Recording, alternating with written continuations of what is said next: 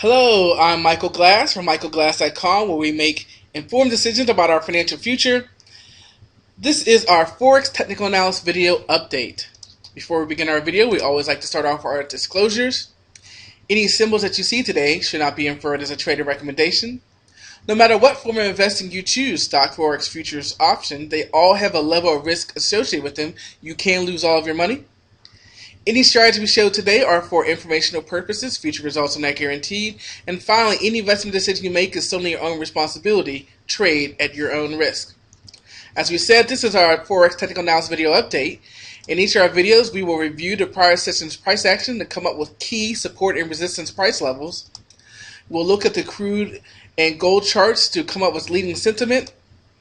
We'll come up with a low volatility watch list, an inside bar watch list, and we'll have an economic calendar update to see what could affect our future and open trades. And finally, if there's time, we'll have an education spotlight at the end. Let's pull up the charts.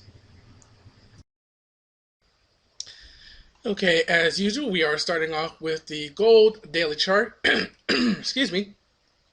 And we can see primarily we are really just encompassing these two candles that pushed us up. There you can see we haven't really closed above here, nor have we closed below here. So really been in this range from about 1717 up to about 1794, with the hopes, of course, as in today's action, of actually getting back up here to 1800. Now we had, as we know, there's that inverse relationship between gold and a dollar.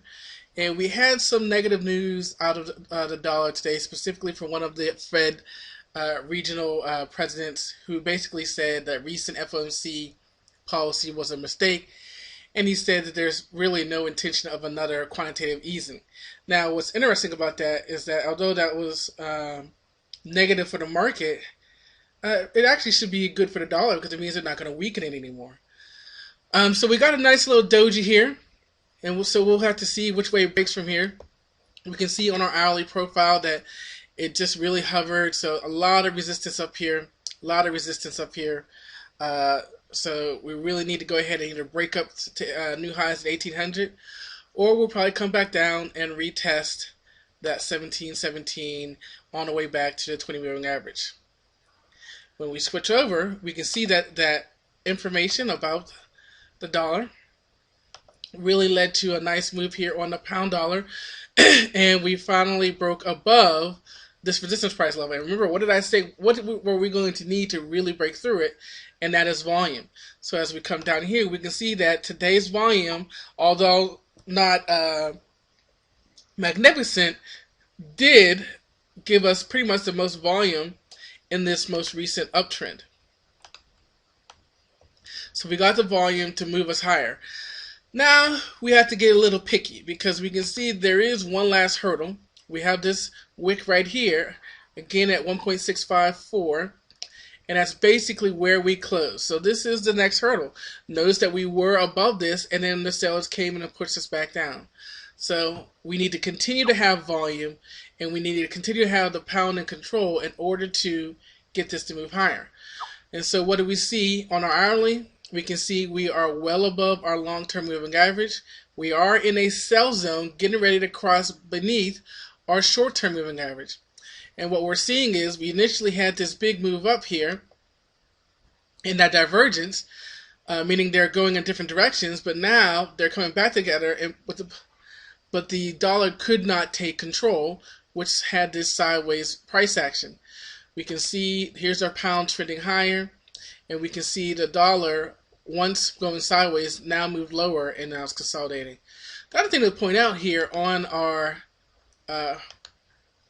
1 hour time frame is this lovely uptrend that we have here. So it'll be interesting to see if we can get a pullback to test this uptrend line. Switching over to the euro dollar.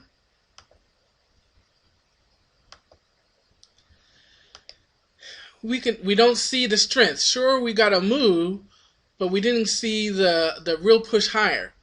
We did get volume here also, but you notice the price action really didn't get what we were looking for, and our downtrend line is really holding up as good resistance. So what I will be doing right now is we can see here on the hourly that there's really a range, even though we got a little pop out of it today. We popped out of it to the top side. And here we are to the downside. Here's this range that we've been in for about 2 to 3 days. So if we get another pop back up, that'd be great. But again, long term, our downtrend is in effect. So we're above our long-term moving average. We're in a sell zone. We broke below our short-term moving average. We may see that move at least back down to the bottom of this channel. Why is that? Well, just like that, we can see that the euro took control, but then they came back together, and the dollar may be fractionally in control. Even though it's moving sideways, we see that the euro did spike up here at the close. But ever so slightly, I can see a little red above the green, which means the dollar is fractionally in control. If it does remain in control, on our daily, we'll see this price action, we'll see this downturn line stay intact, and this is going to move lower. Finally, we'll go to the dollar franc, and we see the nice move that we made here on the daily.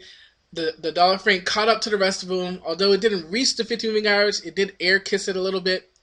And now we're sandwiched in. So we have this range of 0.8078 to 0.7614, but we also are sandwiched in here between the 20 and the 50 moving average. Look at the volume on this down move, so that's going to be interesting. We are above a long-term moving average, but we're in neutral as far as our Bollinger Bands, and we can see the same thing here. For the past couple of days, we're in this range. So when we break out of that, that certainly would be something interesting. So I wonder if that means this is going to be our low volatility watch list. We can see the franc take control, but unlike the euro and the pound, the franc kind of basically remain in control. A little dip here, but it's remaining in control. The dollar may have a bigger dip. The franc is going sideways. So if the dollar can once again take control, we'll make another run at the 50 moving average. Otherwise, we'll have to see if this 20 is going to hold up as support, or are we going to come all the way down and test 0.7614. I will watch these wicks. They're here at 0.7780 for a potential run. A closed bid below there will get us a run probably down to test this area. As we move to our watch list, first we have our low volatility watch list, which is our 1 hour time frame with our Bollinger Bands, and we're going to continue to watch the dollar franc, as we talked about earlier in our video, and we're going to watch the euro yen. For our inside bar watch list, there are none for today. We're finishing off with our education spotlight for today, and the question is, are you ready to rumble? Now, this is a little bit more popular saying here in the States, which goes along with boxing. Michael, I forget what his name is, but before every fighting match, he says, "Let's get ready to rumble." And the reason I have this on here is quite simple. You have to understand that although you need to be in full control of your emotions, this is a battle. There are people, specifically professionals, looking to take your money.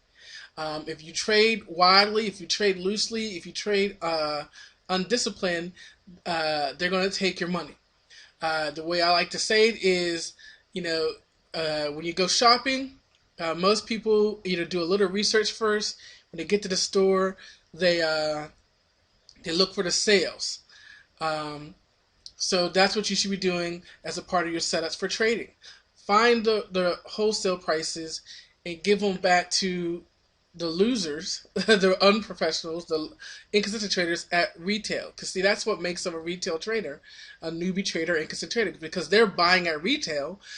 They're buying at resistance where all of the professionals are selling. So they're selling to get out, and they're getting in. And so therefore, there's not enough momentum to keep it moving higher. So you have to remember that each day you have to have a game plan, you have to have a trading plan, you have to have a purpose for why you're trading, because otherwise there are people who will beat you into your bank account going to zero. As always, you can find our videos on Facebook, YouTube, and Twitter.